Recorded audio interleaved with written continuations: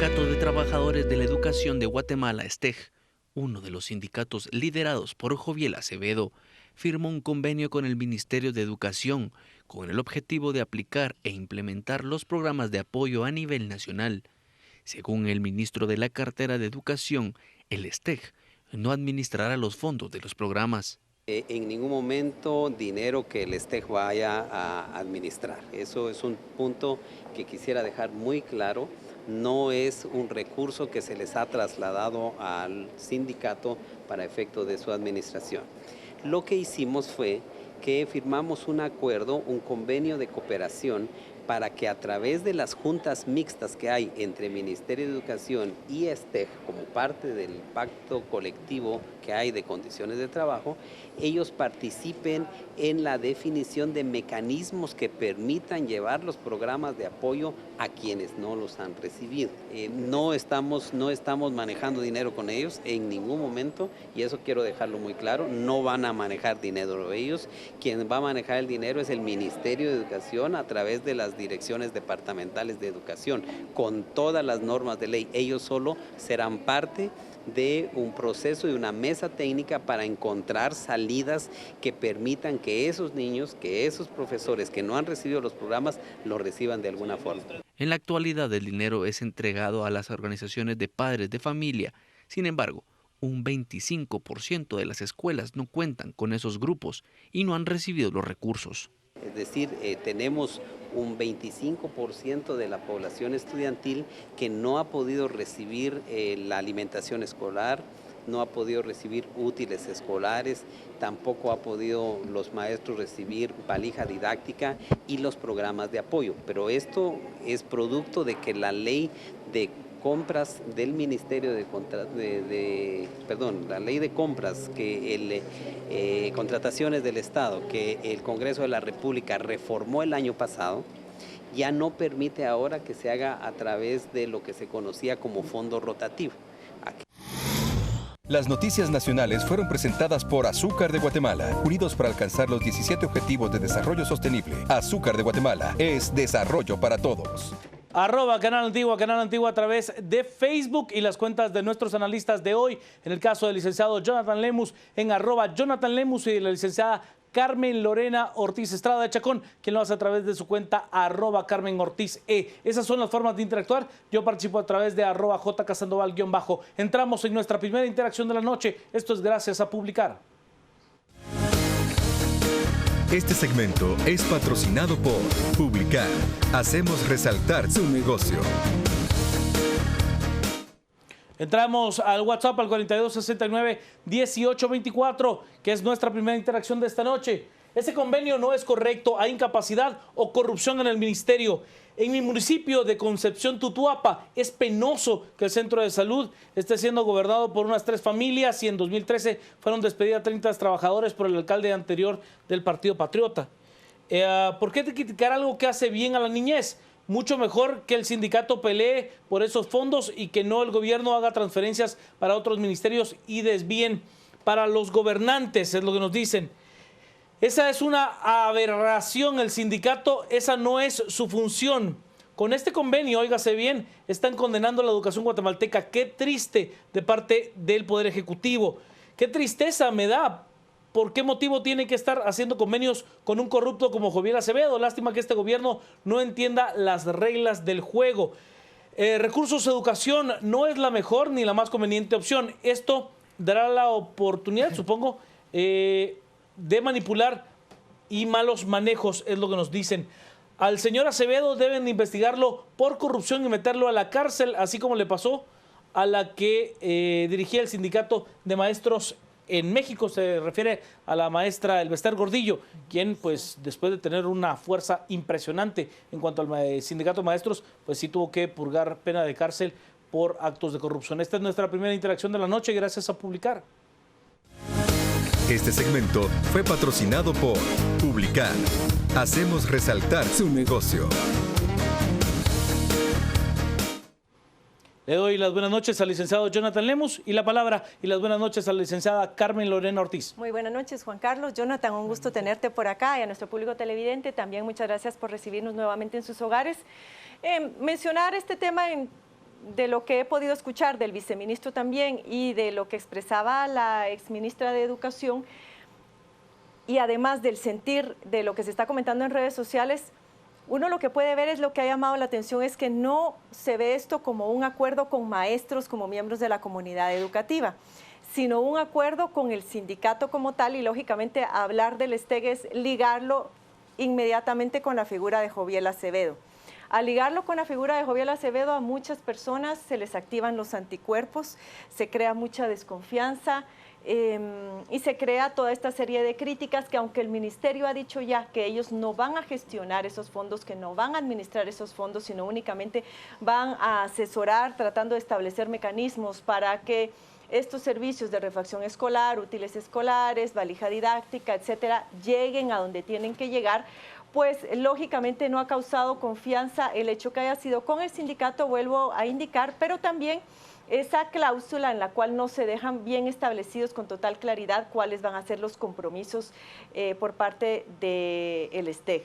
En cualquier convenio, en cualquier acuerdo que se firme en esta naturaleza, siempre hay compromisos de ambas partes. No es posible que en este caso únicamente el Ministerio de Educación se comprometa de manera específica en algunas cuestiones contempladas en los incisos del acuerdo, y por el otro lado, en el caso del STEG únicamente se diga que el compromiso es lo que convenga, porque bien lo decía la ministra, eso puede dar lugar, pues, esa ambigüedad a muchísimas otras situaciones. La percepción en términos generales es que posiblemente las autoridades del Ministerio de Educación estén tratando de congraciarse, podría ser una posibilidad, con los miembros del sindicato. Hemos visto un sindicato relativamente menos activo que en otras administraciones. Este sindicato tiende a activarse año con el inicio del ciclo escolar. Esta vez hemos visto algunas activaciones, pero en otras ocasiones lo han hecho con mayor intensidad. Las demandas han sido mayores y la suspensión de las clases incluso y la afectación a los niños y adolescentes ha sido mayor. Cuando el sindicato pasa por esas etapas de relativo silencio, lo primero que se pregunta uno es ¿qué tipo de acuerdo se habrá llegado con las autoridades de turno? Se ha rumorado que algunas autoridades han optado por pagos en efectivo o algún tipo de prebendas para los líderes sindicales. Sobre eso pues no se ha comprobado hasta el momento absolutamente nada, pero cuando uno ve este tipo de acuerdos podría preguntarse si no es justamente eso, tratar de congraciarse para llevar la fiesta en paz y tratar de mantener cierta gobernabilidad dentro de los asuntos del propio Ministerio de Educación. ¿Es el Sindicato de Trabajadores de la Educación un interlocutor para este tipo de cosas? O sea, ¿o no debe de haber una estructura jerárquica? Yo diría que no, porque la comunidad educativa está claramente definida en la legislación y se dice que son los padres de familia, que son los maestros y son las organizaciones que tienen interés o trabajan en temas educativos. El sindicato como tal no defiende los derechos de sus agremiados. De las condiciones laborales. De sus agremiados. Exactamente. O sea, a ver, cuando venimos y salimos a decir que nunca se vela por los derechos de los niños, hay que entender que el sindicato vela por los derechos y por las prebendas de sus agremiados. Legítimo, legítimo. Que si hay un abuso de esa defensa, eso es un tema totalmente aparte. Pero ¿cuál debe de ser la función de un sindicato? A mí me parece que la única es velar porque las condiciones laborales de sus agremiados y del trabajo que desempeñan pues sea en óptimas condiciones. Estoy en un momento con el licenciado Jonathan Lemus, estoy antes en las redes a través de Twitter. Nos dice Recurso Educación, si no puedes contra los ladrones, únetes. Dice el dicho lamentable, negociar con corruptos. Juan Carlos nos dice, el convenio con sindicatos sirve como instrumento para extorsionar a maestros y padres por Joviel. Beneficio. Guata Soñada, sindicato y Ministerio de Educación en armonía implementan programa de casi 1.000 millones. M. Castel nos dice, el Ministerio de Educación demuestra su incapacidad al usar sindicato para esta tarea. No manejarán dinero y las condiciones.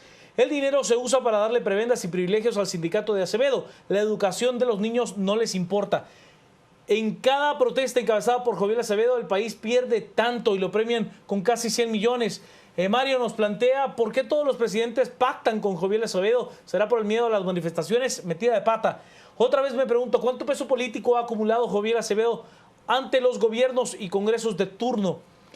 Lupita nos dice, qué rápido se entendió el gobierno con el sindicato. ¿Será que es por los millones que están en juego? Y nos dice también Ana María, en manos de Joviel Acevedo es como sonar doblador frente a ganado hambriento, es parte de lo que nos dicen. Le doy la bienvenida a este espacio, agradeciéndole a aceptar la invitación, licenciado Jonathan Lemus. Buenas noches, Juan Carlos, buenas noches, Carmen, y a todos los que están con nosotros en esta oportunidad. Creo que el tema de los sindicatos, no solamente en educación, en salud, es algo que tiende a ser un tema recurrente, que de hecho lo he visto, digamos, que se ha discutido en este espacio. Pero bien decía Carmen, este podría ser un caso interesante y muy particular. Primero quisiera decir que estamos acostumbrados a esa forma de operar de los sindicatos, de negociar con las autoridades de turno, autoridades que no necesariamente están pensando en el largo plazo de la institución del Estado, sino que en sobrevivir en su puesto, y por eso ceden a las demandas que puedan hacer los sindicatos. Sin embargo, ahora nos encontramos en un contexto diferente, un contexto en el que la ciudadanía está mucho más pendiente. O sea, los sindicatos han venido negociando con el Estado desde hace mucho tiempo, pero ahora la gente está más pendiente de esas negociaciones. Y cuando vemos, digamos, un acuerdo que se da el 12 de mayo, que sale a luz 12 días después, pues sí genera muchas dudas y muchas suspicacias de los incentivos, no solamente desde el punto de vista de la política pública, que es lo que el ministerio está queriendo promover, que esto es parte de una política pública dirigida a esos lugares donde no hay organizaciones de padres de familia, pero creo yo que ya después del 2015 hay una parte política que la mayoría de nosotros empieza a visualizar. Y empezamos ahí a gestar hipótesis de por qué es que se da este acuerdo. Eso es, creo yo, lo primero que me gustaría decir. Lo segundo es que, dado ese ambiente, ¿no? Ese ambiente de suspicacia, ese ambiente en el que ha habido mucho rechazo a los pactos colectivos, ahora nos encontramos con que el sindicato de maestros podría estar utilizando una estrategia diferente para hacerse con poder dentro del ámbito de la salud. Antes eran los beneficios a los maestros, beneficios directos, que como decía Juan Carlos es totalmente legítimo, el derecho de sindicalización, de negociación y demás, pero dado que en este nuevo contexto eso ha generado mucho rechazo. Es impopular ahora. Exactamente, pareciera que ahora, bueno, si el pacto colectivo pareciera que no va a ser muy exitosa esa estrategia, vámonos por otra vía, ¿no? Una vía en la que en teoría no son beneficios directos para nosotros los maestros, sino que para los niños, para los padres de familia, pero al final le están dando quizás un 7-8% del total del presupuesto del Ministerio de Educación. O sea, es una cuota de poder importante. Entonces, para ir terminando, lo que quiero decir es, siempre este tipo de organización, su objetivo político es tener influencia y tener poder.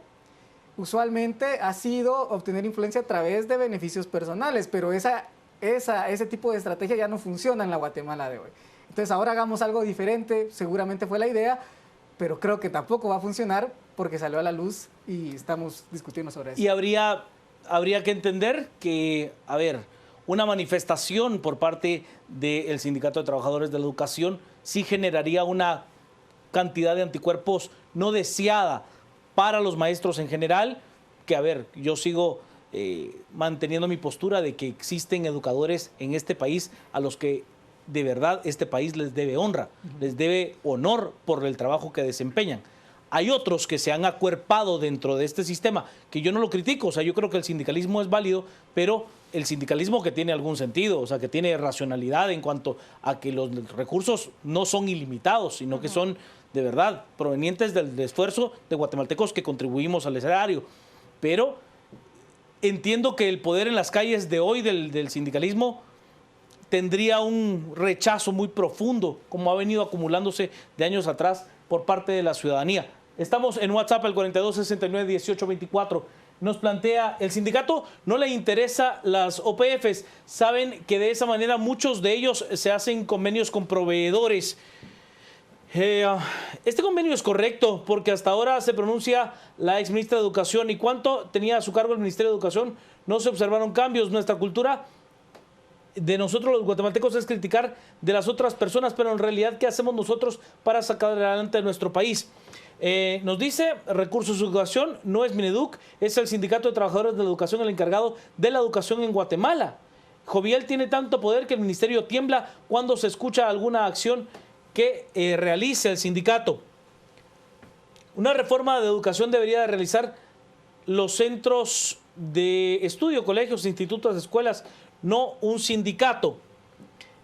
¿De qué sirve que hacer un convenio con el sindicato cuando hay maestros que no llegan a las escuelas por estar en cantinas, no llegar porque no les da la gana? El sindicato exige derechos, pero no exige obligaciones a los afiliados. Primero deberían de hacer una depuración de maestros presupuestados y dejar solo a los responsables. Esto pasa en el interior de la República. También pasa en el interior de la República lo otro. O sea, también, siendo justos, hay maestros que tienen que recorrer grandes distancias, poner parte de sus recursos en ese transporte. O sea, hay de las dos, y ponerlos en un mismo bote, pues no podría ser quizás lo más justo, ¿no? Qué tristeza me da. ¿Por qué motivo tiene que estar haciendo convenios con un corrupto como Joviel Acevedo? Lástima que este gobierno no entiende la regla, ya lo leí hace un rato. ¿Dónde hay recursos para robar? Allí está Joviel Acevedo, es lo que nos dicen también. Con esta decisión, Joviel Acevedo va a lograr que lo premien como el maestro 100 puntos. ¿Qué tiene que ver con la acción sindical con esta decisión? Si está ese sindicato casi para el país, por tanto bloquean las carreteras, es lo que nos dicen. Sería bueno fortalecer al Ministerio de Educación en las escuelas más lejanas, y el Sindicato de Educación no ha podido con la chalupa, ni mucho menos con el Titanic. Deben de estar preocupados por la cobertura y la calidad educativa. Bueno, ese ha sido el tema eterno, ¿no? Incrementar la cobertura, en algunos momentos fue en detrimento de la calidad. No se ha podido llegar al 100%, la educación primaria es en la que más se ha avanzado. Hay un cuello de botella en la educación secundaria, un cuello de botella más grande todavía en la educación diversificada. Superior. Sí. Mira, lo que pasa es que nosotros somos cortos de memoria y también en algunos casos estamos bastante desinformados. Yo sí quiero recordar en este momento, porque me parece que es el momento justo, que ya en Guatemala, después de la firma de los acuerdos de paz, se creó lo que en ese momento se denominó el Programa Nacional de Desarrollo Educativo, el PRONADE. El PRONADE, sí. Este PRONADE, ¿cuál era el objetivo? Era justamente llegar a todas esas áreas, ampliar la cobertura de la educación y llegar a todas esas áreas rurales en las cuales no había escuelas, o las escuelas más cercanas estaban muy alejadas de algunas comunidades, en donde lógicamente pues los niños no tenían ninguna oportunidad, y recurrir en ese momento a que el Ministerio de Educación, a través de su institucionalidad, lograra esa cobertura era prácticamente imposible, y eran procesos que demoraban alrededor de 2 años. Si tú te ibas con el Ministerio de Educación a solicitarle al Ministerio que abriera escuelas en esas comunidades donde no había acceso, tenías que primero tener un edificio. Habían comunidades donde lógicamente no había un edificio, no habían instalaciones. Luego la asignación de plazas, que también es un proceso administrativo burocrático que toma su tiempo. Después el nombramiento de los maestros. Fácil, 2 años que los niños iban a seguir permaneciendo afuera del sistema educativo. Entonces, ¿qué fue lo que se creó? Este programa. ¿Y cuál era la particularidad de este programa? Era que bajo la sombría o en la administración y la supervisión del Ministerio de Educación, se dio fuerza a lo que en ese momento se llamó los coeducas, que era una de las partes de la estructura, que era la comunidad y especialmente los padres de familia organizados para administrar las escuelas de autogestión educativa. Eran los padres de familia los que recibían los fondos para contratar a los maestros, para pagarle al maestro, para administrar los útiles escolares, para administrar la refacción escolar, y todo ello era supervisado por instituciones que eran contratadas por el Ministerio de Educación, que se denominaban las instituciones de servicio educativo, las ICES, que capacitaban a estas comunidades para la buena administración de estos recursos. Y fue justamente esa la clave y el éxito. Imagínense ustedes que en ese momento se logró dar cobertura a cubrir más o menos a 500,000 de niños que estaban afuera del sistema en cuestión de 10 años. Además de eso, Pero logró... hubo un fuerte rechazo. Ahí sí, por parte del sindicato. El principal enemigo del programa fue el sindicato. ¿Por qué? Porque los padres de familia eran los que contrataban a los maestros. Y evaluaban a los mismos. Eran los que evaluaban a los maestros. Ahí maestro que no llegaba, inmediatamente se le descontaba de su salario. Eran maestros bilingües, es decir, la comunidad iba a buscar a alguien que hablara ella fuera monolingüe, fuera bilingüe, pero que hablara el idioma de la comunidad. Y estaba el otro tema que era la pertinencia educativa. Bueno, al final era tanto el poder que tenían los padres de familia que lógicamente el sindicato, como bien decía Jonathan, empezó a perder poder y fue uno de los principales obstáculos y críticos de ese programa. Pero ¿quién lo echó por tierra? El gobierno de Álvaro Colón. Finalmente se argumentó que no habían llenado los estándares de calidad. Cuando a los niños se les evaluó, a los niños del PRONADE y a los de la escuela tradicional, y no hubo diferencias en términos de los conocimientos. Aún así se desarticuló el programa. Lastimosamente, con todos sus bemoles, eran cuestiones que eran perfectibles. Tuvo 10 años de ejecución. Pero lo que suele suceder es eso, gobierno que entra no valora lo que hay, sino ya le tiene puesto el ojo a esos recursos para otro destino. Ahí lo que hubo es una componenda, ahí no nos equivoquemos. Durante el gobierno de Álvaro Colón lo que hubo fue una componenda estricta y dura con el Sindicato de Trabajadores de la Educación. A ver, yo recuerdo perfectamente aquella frase, ¿no? Salió Álvaro Colón así a la parte frontal del Palacio Nacional de la Cultura y le dijeron, baile, no, mucha, hasta ahí ya no llego, a bailar. Y era una cosa pintoresca, ¿no? Folclórica. Lic. Escuchando lo que decía Carmen, nos describía toda una política pública. Eso era toda una política pública. Política pública estructurada que quizás, y obviamente, no todo en la vida sale bien o perfecto, tendría sus debilidades. Era perfectible. Pero era una política pública que se mantuvo por un periodo de 10 años de tiempo. 10 años creo que es un periodo aceptable de tiempo. Cuando escuchamos las declaraciones del Ministerio de Educación, cuando vemos en las noticias lo que vimos hoy, es que es el tema de discusión esto de los 950 millones de quetzales, yo no veo una política pública detrás de esto. O sea, yo no veo realmente que tengamos quién va a hacer qué, cuál es el objetivo. En teoría es poder sufragar la necesidad de ese 25% de escuelas que no tienen una organización de padres de familia. Es una cuestión reactiva. Reactiva y que no nos garantiza el límite de tiempo. Una política pública debe tener una visión de tiempo. ¿En cuánto tiempo quiero yo que ese 25% se reduzca a un 15%, a un 10%? Lo peligroso es, si no hay políticas públicas, ¿qué confianza puede generar el Estado para que una cantidad tan grande de dinero sea dada a una institución que en este momento en la política del país, no solamente los sindicatos, sino muchas instituciones están sufriendo desgaste?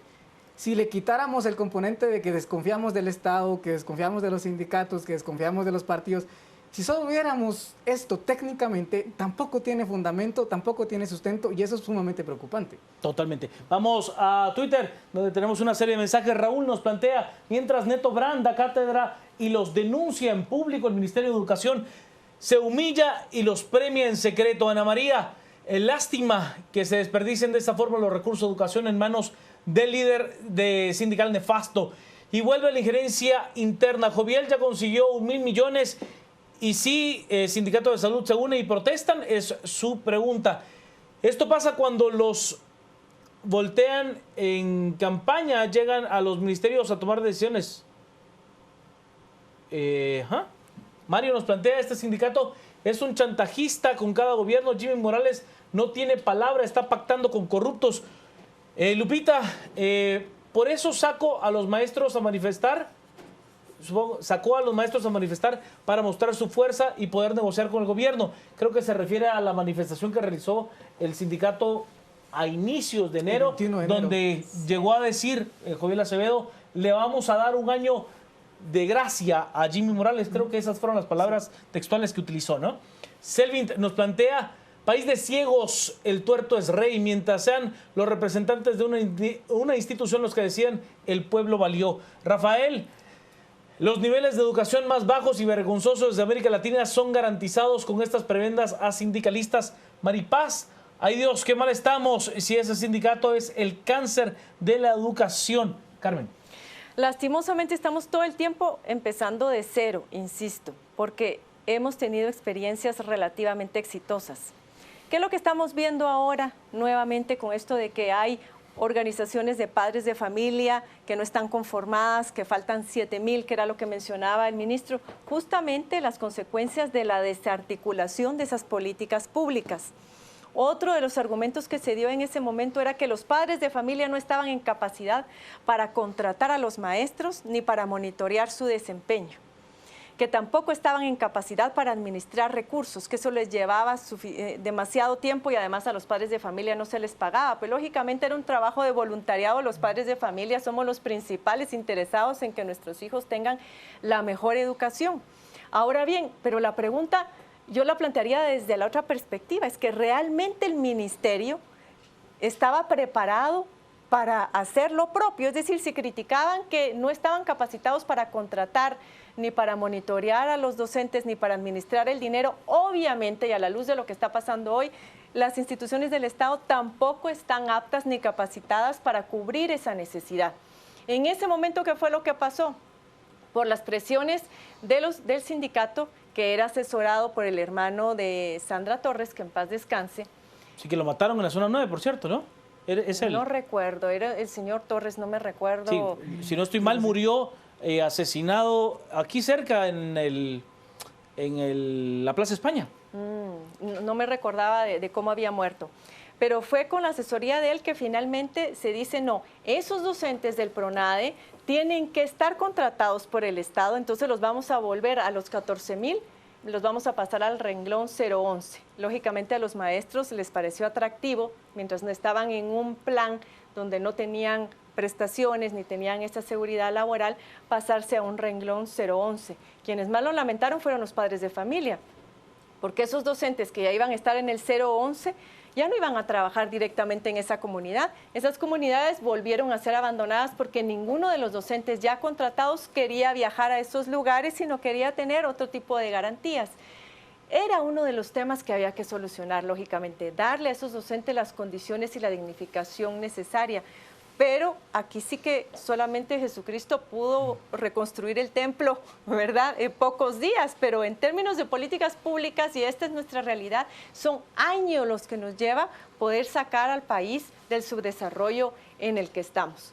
Pues esas fueron las consecuencias. Vemos que inclusive como hay buenos maestros, también hay malos maestros que incluso hasta aquí alquilan sus plazas. Entonces tuvimos un retroceso enorme y ahora que estamos viendo, otra vez, a ver cómo organizamos a los padres de familia para volver a canalizar la ayuda. Esa práctica de la que habla la licenciada Ortiz, la verdad es que es terrible. O sea, que yo venga como maestro, tenga una plaza presupuestada, no de clases, vengo y consigo a alguien que quiera el trabajo, le doy pues escalafón A, o sea, el escalafón más bajo, le pago el salario mínimo, y yo sigo acumulando mi tiempo del escalafón. La verdad es que es una práctica que no es correcta, ¿no? No, y es una visión del Estado como recursos míos, ¿no? No es la vocación de ser maestro, de poder transmitir ideas, sino es aprovecharme de esos recursos que pueden existir. También relacionado con lo que decía Carmen, y lo leía en una nota, ¿qué incentivos se están creando para que los padres de familia puedan organizarse?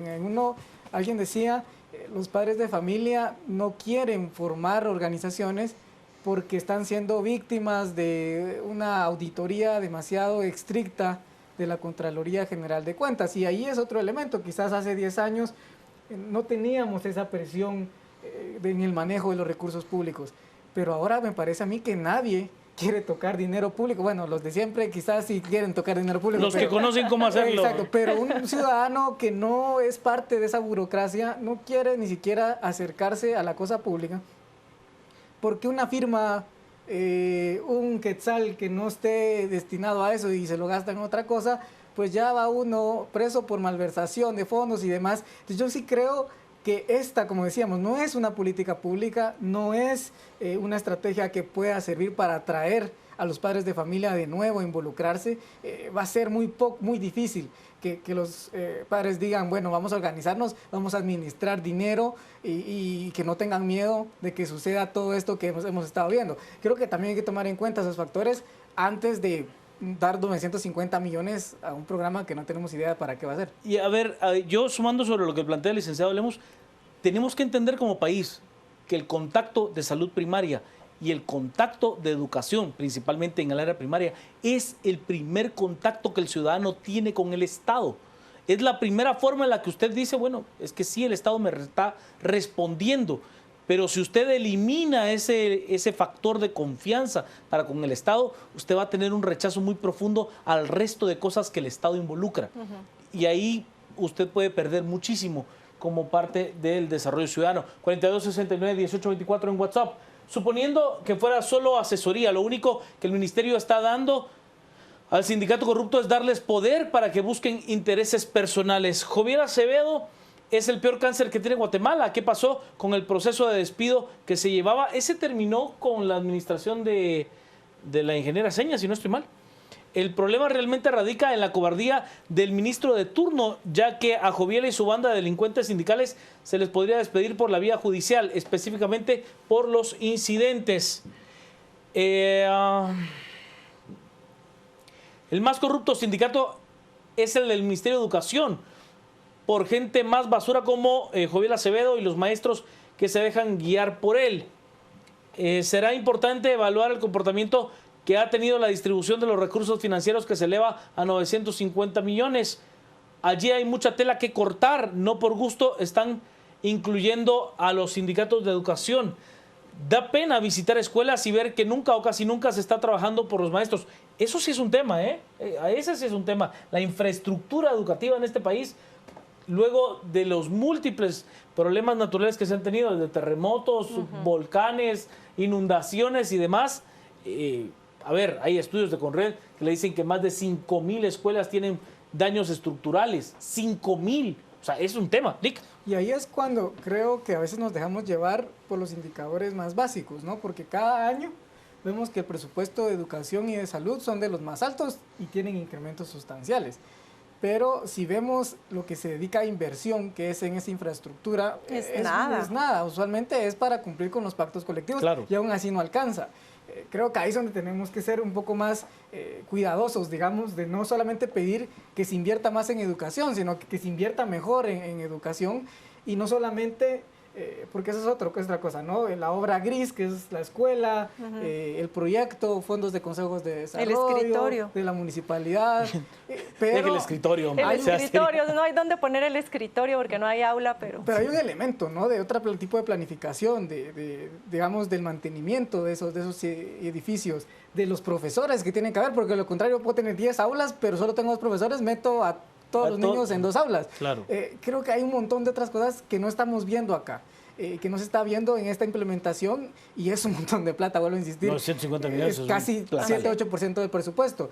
Y ahí es donde sí me iría yo al tema político. Al final, si bien podría verse como una decisión técnica, como un objetivo de política pública, esto es claramente una decisión política que no solamente creo yo es pertinente al ministro de Educación, sino que va incluso a la esfera de la presidencia de la República.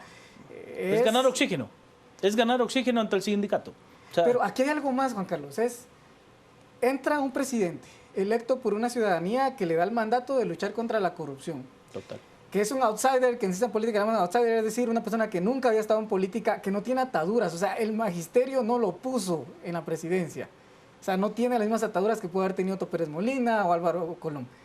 Llega y teniendo la oportunidad de reformar el país, alguien hablaba de Neto Brand, por ejemplo, pequeño obviamente, es a nivel municipal, pero es un político que nunca había estado involucrado y él se pelea con todo el mundo que puede ahí, los sindicatos, lo que sea.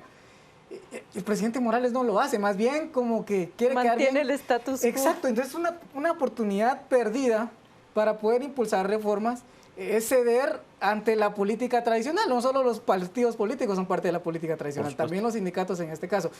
Creo que es triste y es lamentable que no se pueda ver esto como una oportunidad de Estado y que el presidente esté pensando más en su estabilidad política, en guardar el puesto y no necesariamente en promover las reformas para las que fue electo. Absoluto. Miren, sobre los padres de familia que mencionaba Jonathan, y acá también me decía que los padres de familia ahora no están tan interesados en manejar fondos públicos.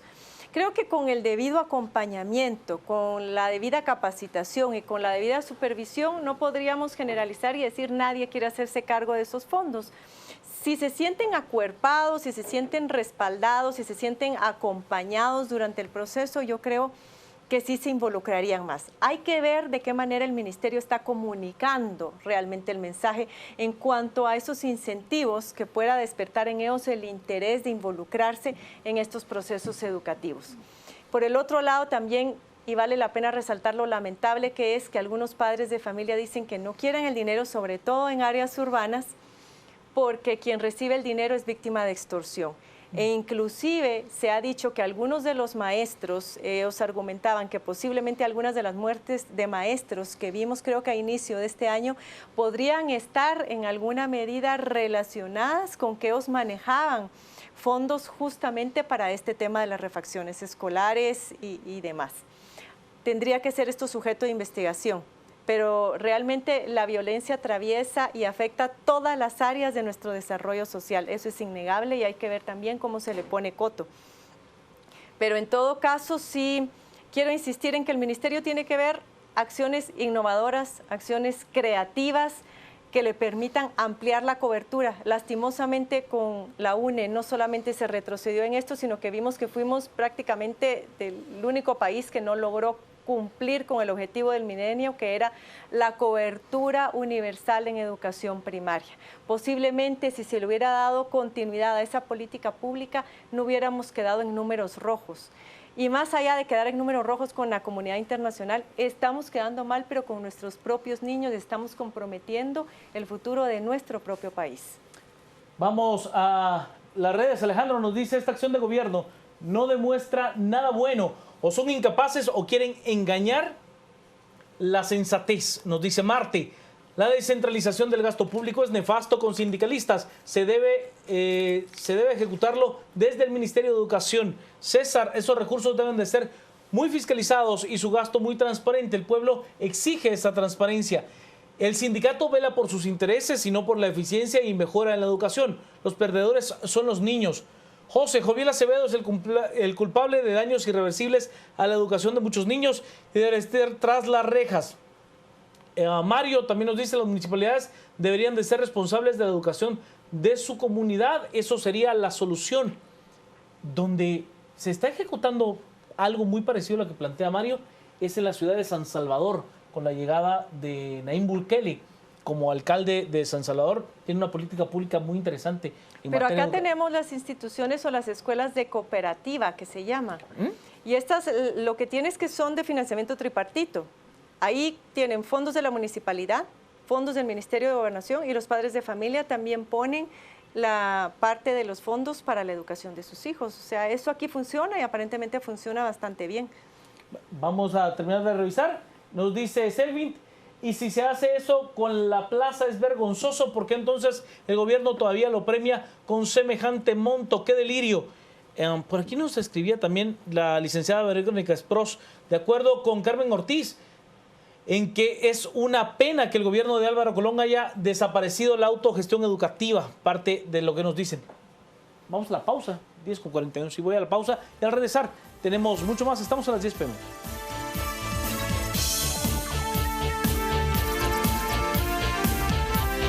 Estamos con Recursos Educación, que es nuestra etiqueta de esta noche. El activista Yuri Giovanni Melini nos plantea